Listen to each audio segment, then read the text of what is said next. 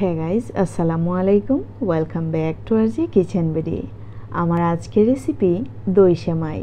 আর এই রেসিপি কিন্তু আমরা ঈদের দিন অথবা আমাদের বাচ্চাদের টিফিন ক্যারিতেও একটু একটু করে দিয়ে দিতে পারি। তাহলে চলুন আমার আজকের এই রেসিপিটি দেখে নেওয়া যাক। ভালো লাগলে অবশ্যই আমার চ্যানেলটি সাবস্ক্রাইব করে আমার পাশেই থাকবেন।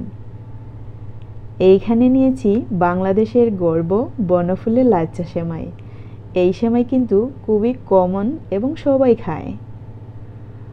আমি প্যাকেটটি একটি সিজারের সাহায্যে কেটে নিয়ে নিচ্ছি এই বাটিতে।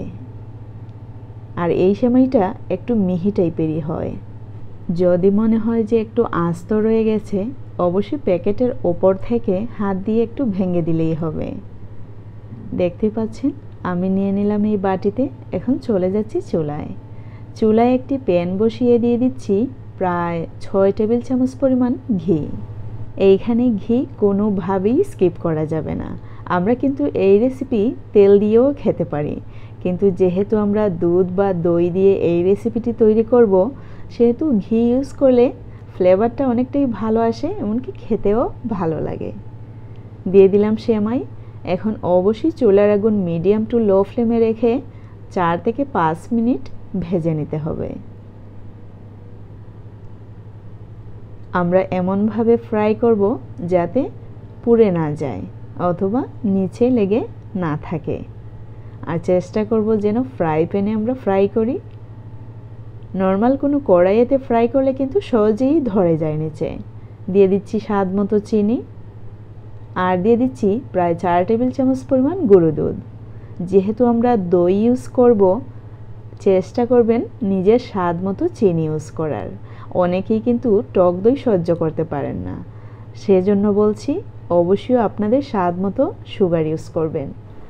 এখন দিয়ে দিচ্ছি 500 গ্রাম টক দই। দেখতে পাচ্ছেন একটু দলা পেকে আছে, এটা কিন্তু ডিপ ফ্রিজে ছিল। যেহেতু আমরা রান্না করব, একটু পরেই কিন্তু গলে যাবে। এখন সেমাইয়ের সাথে টক দই খুব ভালো করে মিশিয়ে নিতে হবে। আর হ্যাঁ, এ পর্যায়ে অবশ্যই চুলার আগুন মিডিয়াম টু লো ফ্লেমে রাখবেন, তাহলে কিন্তু আর নিচে ধরবে না। আচ্ছা বলেন তো, যখন রেকর্ড করার সময় কোনো ব্যাড সাউন্ড হয়, জেনারেটরের শব্দ অথবা পাশের ফ্ল্যাটে গান, তখন কীরকম লাগে? আসলে বিরক্তিকর একটি ব্যাপার। জানি না আজকের এই রেকর্ড সেমাইয়ের এই রেসিপির রেকর্ডটি কেমন হয়েছে, অবশ্যই আপনারা কমেন্টস করে জানাতে ভুলবেন না। দেখুন, খুব ভালো করে মিশিয়ে নেওয়া হয়ে গেলে আমি কিন্তু এই পর্যায়ে চুলার আগুন অলরেডি অফ করে দিয়েছি।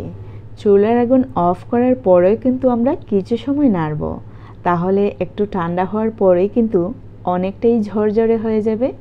একটু ঠান্ডা হওয়ার পর আমি পরিবেশন করে দেখাচ্ছি।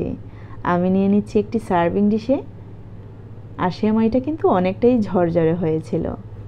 এই রেসিপি আমার বাচ্চাদের অনেক প্রিয়। আশা করি অনেক বাচ্চারাই এই রেসিপি খেতে কিন্তু অনেক ভালোবাসবে। এই রেসিপি অবশ্যই ট্রাই করে দেখবেন। বাচ্চাদের টিফিন ক্যারিতেও কিন্তু আমরা এই রেসিপি একটু একটু করে দিয়ে দিতে পারি। আর দেখতেই পাচ্ছেন কতটা ঝরঝরে। আর এখন আমরা আমাদের পছন্দের ড্রাই ফ্রুটস দিয়ে সাজিয়ে নেব। সাজিয়ে নেওয়ার পরেই কিন্তু পরিবেশন করা যেতে পারে।